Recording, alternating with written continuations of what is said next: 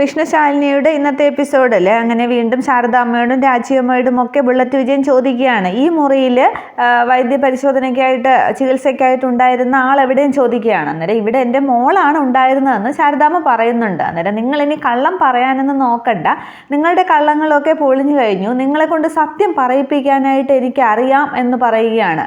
അന്നേരം ശാരദാമ്മയും രാജിയമ്മയും ഒക്കെ പേടിക്കുകയാണ്. തുടർന്ന് പിന്നെ ബുള്ളറ്റ് വിജയനാണെങ്കിൽ ശാരികയെ അങ്ങ് രൂക്ഷിതമായിട്ട് നോക്കിയിട്ട് ശാരികയുടെ മുടിക്ക് അങ്ങ് കുത്തിപ്പിടിക്കുകയാണ്. അന്നേരം ശാരിക അങ്ങ് വേദനിക്കുന്നുണ്ട്, എന്നെ വിട് എന്നൊക്കെ പറയുമ്പോൾ ബുള്ളറ്റ് വിജയം വിടുന്നില്ല, നല്ലതുപോലെ ഇറുക്കി പിടിക്കുകയാണ്. അന്നേരം എൻ്റെ മോളെ എന്നും പറഞ്ഞ് ശാരദാമ്മ ഇങ്ങനെ ശാരിക അടുത്തേക്ക് വരാൻ പോകുമ്പോൾ കൂടെ ഉണ്ടായിരുന്ന രണ്ടുപേര് ഓരോ വടിവാള് ശാരദാമ്മയുടെ കഴുത്തിന് നേരെയും രാജിയമ്മയുടെ കഴുത്തിന് നേരെയും അനങ്ങിപ്പോകരുതെന്നും പറഞ്ഞ് പിടിക്കുകയാണ്. അന്നേരം അവർക്ക് അവിടെ നിന്ന് ചലിക്കാനായിട്ട് സാധിക്കുന്നില്ല. ശാരിക അങ്ങ് വേദന കൊണ്ട് പിളയുന്നുണ്ട്. അന്നേരം എൻ്റെ കല്യാണം കഴിഞ്ഞ് എൻ്റെ മോളാണ്, അവൾക്ക് അറിയില്ല എന്നൊക്കെ പറയുമ്പോൾ അത് ഞാൻ ഇവളുടെ രോമത്തിൽ പോലും തൊടില്ല, സത്യം പറഞ്ഞു കഴിഞ്ഞാൽ ഞാൻ ഇവളെ ഒന്നും ചെയ്യില്ല എന്ന് വിജയൻ പറയുന്നുണ്ട്. അന്നേരം സാറ് അവളെ അവരെ മൊഴിയെടുക്കുകയാണ് എന്നിങ്ങനെ കൂടെയുള്ള ഗുണ്ടകൾ പറയുമ്പോൾ, ഇങ്ങനെയാണോ ചോദ്യം ചെയ്യുന്നത്, നിങ്ങൾ എവിടുത്തെ പോലീസുകാരാണ്, തെമ്മാടിത്തരം കാണിക്കരുത്, നിങ്ങൾ ഇതിനൊക്കെ ഉത്തരം പറയേണ്ടി വരും എന്നൊക്കെ ശാരദാമ്മ പറയുന്നുണ്ട്. അന്നേരം വാൾ അവർ കഴുത്തിനോട് അടുത്തോട് ഇങ്ങനെ ചേർത്ത് വയ്ക്കുകയാണ്. രാജിയമ്മയും ശാരദാമ്മയും ഒക്കെ അനങ്ങാൻ കഴിയാതെ നിൽക്കുകയാണ്. ശാരിക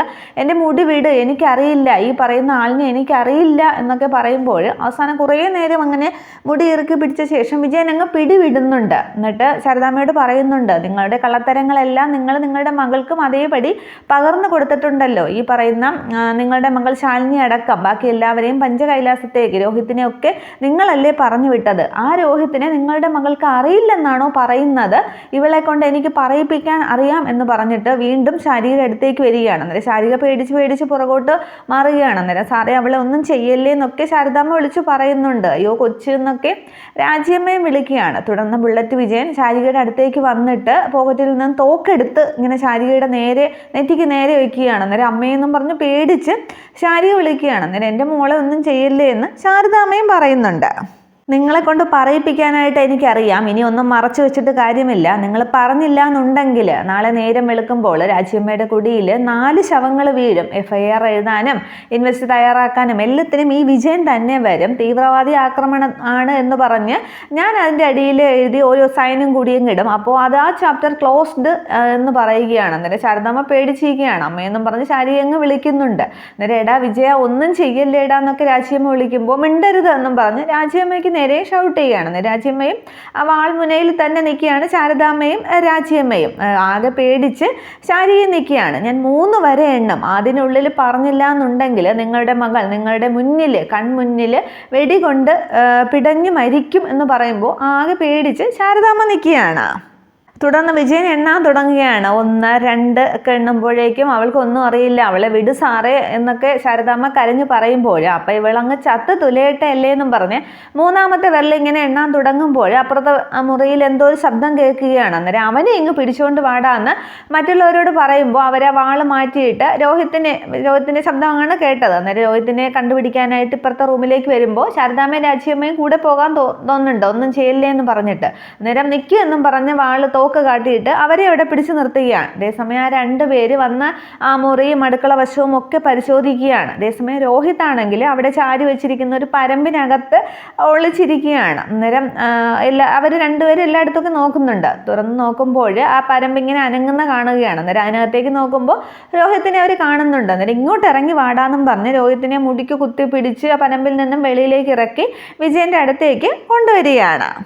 തുടർന്ന് രോഹിത്തിനെ കൊണ്ടുവരുമ്പോൾ ബുള്ളറ്റ് വിജയനാണെങ്കിൽ ഇങ്ങോട്ട് വാടാ പന്ന മോനെ എന്നും പറഞ്ഞ് രോഹിത്തിനെ പിടിച്ചങ്ങ് കട്ടിലേക്ക് ഇടുകയാണ്. അന്നേരം രോഹിത് അങ്ങ് കൈയും കാലും ഒക്കെ വേദനിക്കുകയാണ്. രോഹിത്തിന് ചുമയും ശ്വാസം മുട്ടും ഒക്കെ വരുന്നുണ്ട്. ഇവനെ എവിടെ നിന്നാ കിട്ടിയതെന്ന് ചോദിക്കുമ്പോൾ അവൻ ആ മൂലയ്ക്ക് പരമ്പിൽ കെട്ടിപ്പൊതിഞ്ഞിരിക്കുകയായിരുന്നു എന്ന് പറയുമ്പോൾ ഇവനെ പരമ്പിൽ കെട്ടിപ്പൊതിയാനായിട്ട് സമയമായില്ല, അതൊക്കെ നാളെയാണ് എന്ന് പറഞ്ഞ് രോഹിത്തിനെ നെഞ്ചത്ത് ചവിട്ടുകയും അടിക്കുകയും ഒക്കെ ചെയ്യുകയാണ്. അന്നേരം അയ്യോ സാറേ വേണ്ടാന്നൊക്കെ ശാരദാമ്മ വിളിക്കുന്നുണ്ട്. അന്നേരം വേദന കൊണ്ടങ്ങ് കളയുകയാണ് രോഹിത്ത്. എന്നിട്ട് രോഹിത്തിനെ ഇങ്ങോട്ട് തലയ്ക്ക് കുത്തി പിടിച്ചിട്ട് തറയിലേക്ക് മുട്ടുകുത്തി നിർത്തുകയാണ്. അന്നേരം രോഹിത്തിൻ്റെ കാല് നന്നായിട്ട് വേദനിക്കുന്നുണ്ട്. എന്നിട്ട് പറയുകയാണ് ഇനി കൈ രണ്ടും തലയ്ക്ക് പിന്നിലേക്ക് കെട്ടാനായിട്ട്. അന്നേരം രോഹിത് അതുപോലെ ചെയ്യുന്നുണ്ട്. എന്നിട്ട് പറയുകയാണ് ഇപ്പോൾ നീ എന്തായാലും ആദ്യം എങ്ങ് പോ, നീയല്ലേ ഇപ്പോൾ വന്നത്, നിന്നെ ആദ്യം അങ്ങ് പറഞ്ഞയക്കാമെന്ന് പറഞ്ഞിട്ട് തോക്ക് രോഹിത്തിൻ്റെ നെറ്റിക്ക് നേരെ ചൂണ്ടുകയാണ്. അന്നേരം രോഹിത് പറയുന്നുണ്ട് എൻ്റെ ജീവനല്ലേ സാറിന് വേണ്ടത്, അവരെ വെറുതെ വിടണമെന്ന്. അന്നേരം നിനക്ക് പിന്നാലെ അവരെയും വിടുന്നുണ്ട്, ഓരോരുത്തരായിട്ട് വിടുന്നുണ്ട് ശാരദാമ്മേ, നിങ്ങളെല്ലാവരെയും ഞാൻ പറഞ്ഞയക്കുന്നുണ്ടെന്നൊക്കെ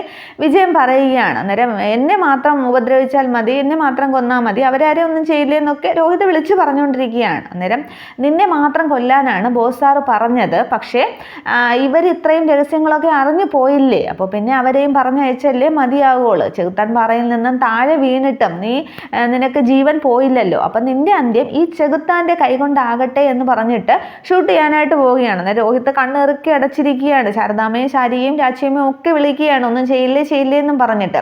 അന്നേരം വിജയൻ അങ്ങോട്ട് ഷൂട്ട് ചെയ്യാൻ തുടങ്ങുമ്പോഴോ വിഷ്ണു രാച്ചിയമ്മയുടെ വീടിൻ്റെ ആ ഫ്രണ്ടിലത്തെ വാതിൽ ഇങ്ങനെ ചവിട്ടി തുറക്കുകയാണ്. അന്നേരം ശബ്ദമാണ് കേൾക്കുന്നത്.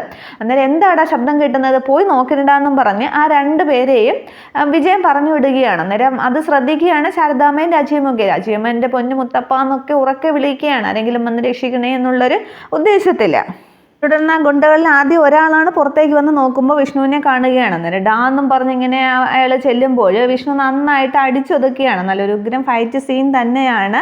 ആ കയ്യിലെ വാളും എല്ലാം ഒക്കെ തട്ടിക്കളഞ്ഞ് അടിക്കുകയും ഇടിക്കുകയും ഒക്കെ ചെയ്യുന്നുണ്ട് അയാളെ. ഈ ശബ്ദമൊക്കെ കേട്ടിട്ട് വിജയൻ മറ്റേ ആളോട് ചോദിക്കുകയാണ് എന്താ അവിടെ വല്ലാത്തൊരു ശബ്ദം കേൾക്കുന്നത്, ഇനി കാട്ടാനയോ മറ്റോ ആണോ എന്നൊക്കെ ചോദിക്കുമ്പോൾ ചിലപ്പോൾ ആയിരിക്കും, ഞാൻ പോയി നോക്കിയിട്ട് വരാമെന്നും പറഞ്ഞാൽ മറ്റേ ആളും വരികയാണ്. അന്നേരം ഒരാളെ ആദ്യം വന്നയാളിനെ ഇടിക്കുന്ന പ്രാളത്തിലാണ് വിഷ്ണു. ഇയാളെ കാണുമ്പോൾ രണ്ടുപേരെയും ഒരുമിച്ച് അടിച്ച് നിലം പരിശാക്കുകയാണ്. അന്നേരം വേദന കൊണ്ട് അവർ രണ്ടുപേരും അങ്ങ് തറയിൽ കിടന്ന് ഉരുളുകയാണ്. തുടർന്ന് വിഷ്ണു ഇവരുടെ ശാരദാമ്മ അകത്തേക്ക് വരികയാണ്. അന്നേരം ശാരദാമ്മയാണെങ്കിൽ രോഹിത്തിനെ പിടിച്ചെഴുതിപ്പിക്കാനായിട്ട് ബുള്ളറ്റ് വിജയൻ്റെ അടുത്തേക്ക് വരുമ്പോൾ തോക്ക് ശാരദാമ്മയ്ക്ക് നേരെ നീട്ടുകയാണ്. ആരും അവരവരുടെ സ്ഥാനങ്ങളിൽ നിന്നും ചലിച്ചു പോകരുത്, നിങ്ങളങ്ങനെ ചെയ്താൽ ആ അടുത്ത സെക്കൻഡിൽ ഞാൻ വെടിപൊട്ടിക്കും, അപ്പോൾ ഇവൻ്റെ തല പന്നിപ്പടക്കം ചിതറുന്നത് പോലെ ചിതറും എന്നൊക്കെ പറഞ്ഞ് അവരെ ഇങ്ങനെ ഭയപ്പെടുത്തി തോക്കിന് മുന്നിൽ നിർത്തുകയാണ്. അന്നേരമാണ് വിഷ്ണു അവിടേക്ക് വരുന്നത്. അന്നേരം ഡാ എന്നും പറഞ്ഞിങ്ങനെ വിഷ്ണുവിൻ്റെ നേരെയും ബുള്ളറ്റ് വിജയൻ തോക്ക് ചൂണ്ടുകയാണ്. തുടർന്ന് ഒരു നിമിഷം ചിന്തിക്കുന്ന വിഷ്ണു പെട്ടെന്ന് വിജയൻ്റെ ശ്രദ്ധ തിരിക്കാനായിട്ട് വിജയൻ്റെ പിറകിലേക്ക് ഇങ്ങനെ കൈ ചൂണ്ടിയിട്ട് ഡാന്ന് വിളിക്കുകയാണ്. അന്നേരം വിജയൻ വിചാരിക്കുന്നുണ്ട് അവിടെ ആരോ ഉണ്ടെന്ന് പറഞ്ഞ് പെട്ടെന്ന് തിരിഞ്ഞു നോക്കുമ്പോൾ വിജയൻ്റെ കയ്യിലിരിക്കുന്ന തോക്ക് ഒറ്റ ചവിട്ടിനെ വിജയൻ അങ്ങ് തെറിപ്പിക്കുകയാണ്. അന്നേരം ആ തോക്ക് രോഹിത്തിൻ്റെ പിറകിലെ ആ കട്ടിലേക്ക് വന്ന് വീഴുന്നുണ്ട്. തുടർന്ന് ബുള്ളറ്റ് വിജയനെ ഇങ്ങോട്ട് ഷർട്ടിന് കുത്തിപ്പിടിക്കുന്ന വിഷ്ണു ആണെങ്കിൽ അടിക്കുകയും ഇടിക്കുകയും ഒക്കെ ചെയ്യുകയാണ്. തുടർന്ന് കുറേ ശബ്ദങ്ങൾ മാത്രമേ കേൾക്കുന്നുള്ളൂ. രാച്ചിയമ്മയുടെ വീടിൻ്റെ ഓട് ഭാഗം മാത്രമാണ് കാണിക്കുന്നത്. നന്നായിട്ട് പെരുമാറുകയാണ് വിജയനെ അതിനകത്തിട്ട്. അടികൊണ്ട് അവശനായ വിജയൻ ചോദിക്കുന്നുണ്ട് ആരാടാ നീ, ആരാണെന്നാണ് ചോദിച്ചത്, ആരായാലും ഇവിടെ നിന്ന് പോകുന്നതാണ് നല്ലത് എന്നൊക്കെ ഇങ്ങനെ കഴിച്ചുകൊണ്ട് പറയുമ്പോൾ നിനക്കെന്നെ ഇനിയും മനസ്സിലായില്ലേ വിജയ, ഭൂമിയിൽ അധർമ്മവും അനീതിയും ഒക്കെ പെരുകുമ്പോൾ അതിനെയൊക്കെ നശിപ്പിക്കാനായിട്ട് കലിയുഗത്തിൽ ഒരു അവതാരം, വൈഷ്ണവ അവതാരം എടുക്കില്ലേ കൽക്കി എന്നിങ്ങനെ പറയുമ്പോൾ വിജയൻ ഇങ്ങനെ ആകെ അന്തം വിട്ട് വിഷ്ണുവിനെ തന്നെ നോക്കി പേടിച്ചിരിക്കുകയാണ്. തുടർന്ന് വിഷ്ണു ബ്രോ എന്നും പറഞ്ഞ് രോഹിത് ആണെങ്കിൽ ആ കട്ടിലിൽ കിടന്ന തോക്കെടുത്ത് വിഷ്ണുവിനെ നേരെ എറിഞ്ഞു കൊടുക്കുകയാണ്. അന്നേരം വിഷ്ണുവിൻ്റെ കാലിൻ്റെ തൊട്ട് താഴെ ചെരുപ്പിൻ്റെ അടുത്തായിട്ട് തന്നെ തോക്ക് വന്ന് വീഴുകയാണ്. വിഷ്ണു ആ ചെരുപ്പ് കൊണ്ട് ഇങ്ങനെ ഒറ്റ തട്ടിന് തട്ടി കൈയിലേക്ക് തോക്കെടുക്കുകയാണ്. എന്നിട്ടിങ്ങനെ വിജയൻ്റെ നേരെ ചൂണ്ടുമ്പോൾ എന്നെ കൊല്ലരുതെന്നും പറഞ്ഞ് കൈ കൂപ്പിക്കൊണ്ട് വിജയൻ നിൽക്കുകയാണ്. അന്നേരം അശരണർക്കും സ്ത്രീകൾക്കും കുട്ടികൾക്കും നേരെ ആയുധം എടുക്കുന്നവന് ജീവിച്ചിരിക്കാനായിട്ട് യാതൊരു അർഹതയുമില്ല. അപ്പോൾ നീ എന്താണ് പറഞ്ഞത്, രാച്ചിയമ്മയുടെ കുടിയിൽ നാളെ നേരം വെളുക്കുമ്പോൾ 4 ശവങ്ങളൊക്കെ വീഴുമെന്നോ? ഇതിപ്പോൾ 3 ശവങ്ങൾ വീഴുന്നതായിട്ടങ്ങ് മാറ്റാം. മസർ എഴുതാനും പിന്നെ FIR ഇടാനും ഒന്നും നീ വരില്ല. തീവ്രവാദികളുടെ ഏറ്റുമുട്ടത്തിൽ പോലീസുകാരനുൾപ്പെടെ മരിച്ചു എന്നങ്ങ് ആക്കാം. എന്താ കഥ അങ്ങനെ ആയാലോ വിജയ എന്നൊക്കെ ചോദിക്കുമ്പോൾ എന്നെ കൊല്ലരുത്, ഞാൻ പോലീസാണെന്നൊക്കെ പറഞ്ഞ് തൊഴുതങ്ങ് പേടിയോടുകൂടി വിജയൻ നിൽക്കുകയാണ്. അന്നേരം ഇല്ല, നിന്നെ വെറുതെ വിട്ടിട്ടും യാതൊരു കാര്യവുമില്ല, ധീരതയ്ക്കുള്ള മെഡലൊക്കെ നിൻ്റെ പിന്നെ ഫോട്ടോയ്ക്ക് മുന്നിൽ നിൽക്കുമ്പോൾ നിൻ്റെ ആത്മാവ് അങ്ങ് പരലോകത്തിരുന്ന് അങ്ങ് തൃപ്തി അടയട്ടെ, അപ്പോൾ എന്താ അങ്ങനെ അങ്ങ് പോവുകയല്ലേ എന്നൊക്കെ ചോദിക്കുമ്പോൾ വീണ്ടും കൈകൂപ്പി നിൽക്കുകയാണ്. അന്നേരം ആരാണെന്ന് പോലും അറിയാത്ത എൻ്റെ മുമ്പിൽ നീ കൈകൂപ്പി ജീവന് വേണ്ടി യാചിക്കണമെങ്കിൽ അതിനൊരൊറ്റ കാരണമേ ഉള്ളൂ, ഇത് എൻ്റെ കയ്യിലിരിക്കുന്ന ആയുധം. മറ്റുള്ളവർക്ക് നേരെ തോക്ക് ചൂണ്ടുമ്പോൾ കിട്ടുന്ന സുഖം സ്വന്തം തലയ്ക്ക് നേരെ ചൂണ്ടുമ്പോൾ അത് കിട്ടില്ല അല്ലേ വിജയ എന്നൊക്കെ ചോദിക്കുമ്പോൾ വിജയനാണെങ്കിൽ ആകെ പേടിച്ചിരിക്കുകയാണ്. വിഷ്ണു ആരാണെന്നോ എന്താണ് സംഭവിക്കുന്നോ ഒന്നും വിജയന് മനസ്സിലാകുന്നില്ല. പക്ഷേ തൻ്റെ ജീവൻ അപകടത്തിലാണ് എന്നുള്ളത് വിജയന് മനസ്സിലായിട്ടുണ്ട്.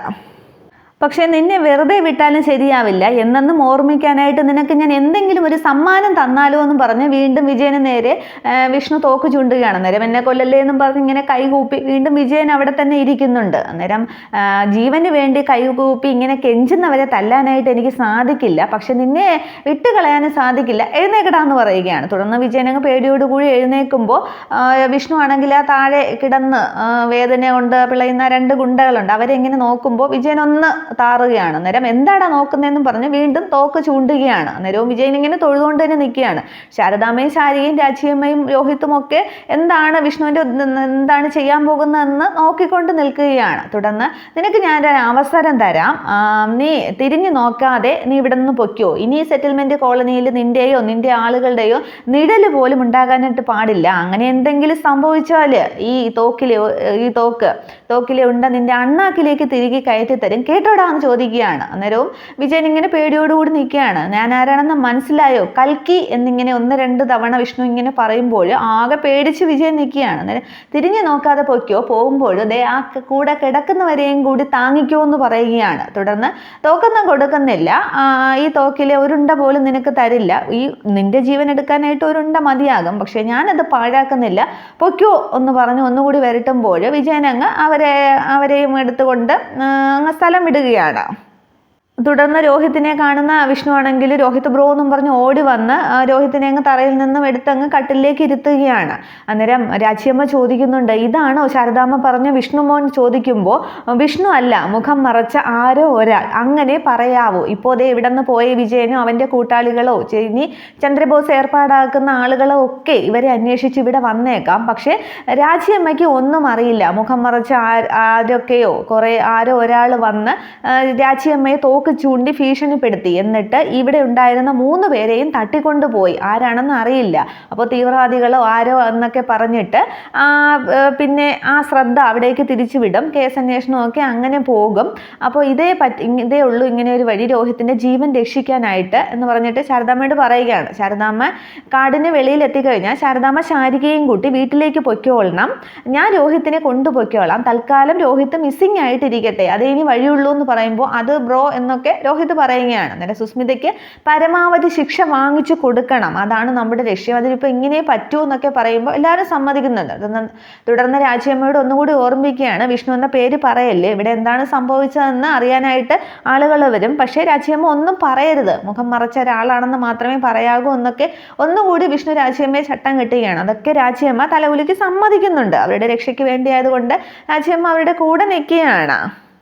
തുടർന്ന് വിഷ്ണു പറയുകയാണ്, രോഹിത്തിൻ്റെ മിസ്സിംഗ് കേസിൽ ഇപ്പോൾ എല്ലാ തെളിവുകളും സംശയങ്ങളും ഒക്കെ സുസ്മിതയ്ക്കെതിരെ തന്നെയാണ്, അതങ്ങനെ തന്നെ ബലപ്പെട്ട് നിൽക്കട്ടെ, നാളെ നേരം വെളുത്തു കഴിഞ്ഞാൽ നുണപരിശോധനയാണ്, അതിലവൾ തോൽക്കുമെന്ന് എനിക്ക് വ്യക്തമായ ഉറപ്പുണ്ട്. ഭർത്താവിനെ സ്നേഹം നടിച്ച് കൊക്കയിലേക്ക് തള്ളിയിടട്ട് കൊല്ലാനായിട്ട് ശ്രമിച്ച അവൾക്ക് പരമാവധി ശിക്ഷ തന്നെ വാങ്ങിച്ചു കൊടുക്കണം. കുറേ നാൾ അവൾ നിയമത്തിൻ്റെ കണ്ണ് കെട്ടിയതല്ലേ, ഇനി അവളുടെ കണ്ണ് നമുക്ക് മൂടിക്കെട്ടാം എന്നൊക്കെ പറയും. തൽക്കാലം രോഹിത് മിസ്സിംഗ് ആയി തന്നെ ഇരിക്കട്ടെ, ആരും അറിയണ്ട എന്നൊക്കെ പറയുമ്പോൾ അതിനിടയിൽ എൻ്റെ ജീവിതം എന്ന് രോഹിത് ചോദിക്കുകയാണ്. അന്നേരം രോഹിത്തിന് വെളിപ്പെടേണ്ട സമയമാകുമ്പോൾ ഞാൻ പറയാം, അതുവരെ ഇങ്ങനെ തന്നെ ഇരിക്കട്ടെ എന്ന് പറയുമ്പോൾ എനിക്ക് എൻ്റെ അമ്മയെ ഒന്ന് കാണണം, അമ്മയെ കാണാൻ വേണ്ടിയാണ് ഞാൻ ഇത്രയും കാലം ജീവിച്ചിരുന്നത് തന്നെ എന്ന് പറയുമ്പോൾ നമ്മൾ ഇവിടെ നിന്ന് നേരെ പോകുന്നത് അമ്മയുടെ അടുത്തേക്ക് തന്നെയാണ്, അല്ലാതെ വേറെ ആരും അറിയണ്ട എന്ന് പറഞ്ഞിട്ട് രോഹിത്തിൻ്റെ അടുത്തേക്ക് ചെന്നിട്ട് എനിക്ക് വാക്ക് തരണം, വേറെ ആരും അറിയില്ല എന്ന് എനിക്ക് വാക്ക് തരണം എന്നിങ്ങനെ പറയുമ്പോൾ വിഷ്ണുവിൻ്റെ കയ്യിലേക്ക് അടിച്ച് സത്യം ചെയ്യുന്നുണ്ട് രോഹിത്ത്, വേറെ ആരും അറിയില്ല എന്ന്.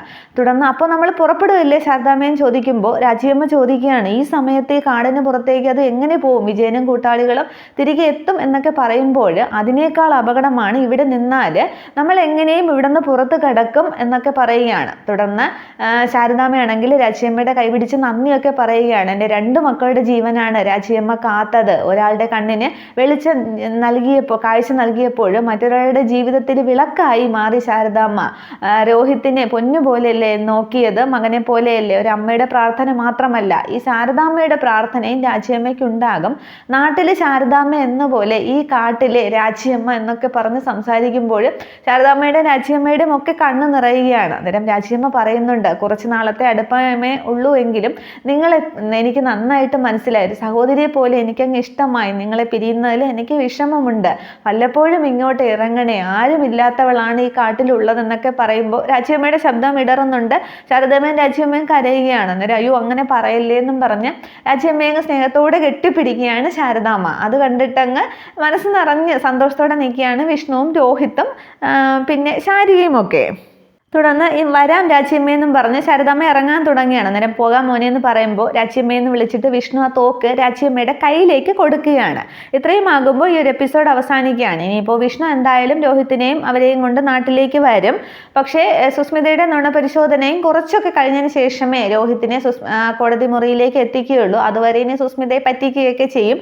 അങ്ങനെയൊക്കെ വരുന്ന എപ്പിസോഡുകളാണ് ഇനിയുള്ളത്. Okay, thank